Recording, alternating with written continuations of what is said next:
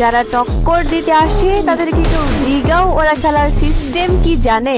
আসলে ওরা জানে না ঘুমন্ত বাঘিনীকে জাগিয়ে তোলার মানে। কমেন্ট করে প্রগতি দেখানোর থেকে ম্যাচ জিতে প্রগতি দেখানোটা।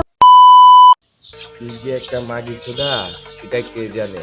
গেমের ভিতরে পুরো ফ্যানাল লাগাই আইসা তুই বলস কি তুই প্রো প্লেয়ার। আসলে তুই তো ভাইরাল হওয়ার জন্য ছেলেদেরকে উস্কানি মারস। তুই কি করে বুঝবি ছেলেদের জ্বালা?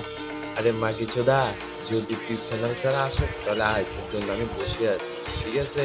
তুই ফ্যানাল দিয়া তারপরে আসবি, ঠিক আছে? তোর তোর মতো যে আরো ভালো ভালো প্লেয়ার আছে তারাও কোথাও কথা হেড মারতে পারে না।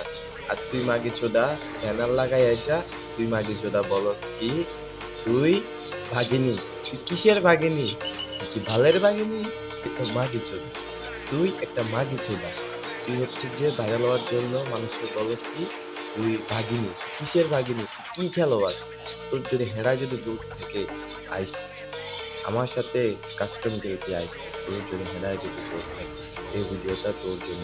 আর যে খানকির বলারা তোকে লাইক দেয়, যে খানকির বলারা তোদেরকে কমেন্ট করে, মাথার ছোট্ট একটা হিজড়া হিজড়া খানকির বলারা তোকে যে এত কথা এত গালি দেয় তবু মাথার ছোট্ট একটু শরম লাগে না। খানকির বলারা তোরা মাথার চোর একটা, তোরা খানকির বলা একটা যে মাইয়া দেখবে মাথার চোররা কাস্টম খেলবি এটা খেলবি তোরা কমেন্ট করছ, তোরা ভিডিও দেখছ, তাদের মায়ের বাপ চোর তোরা।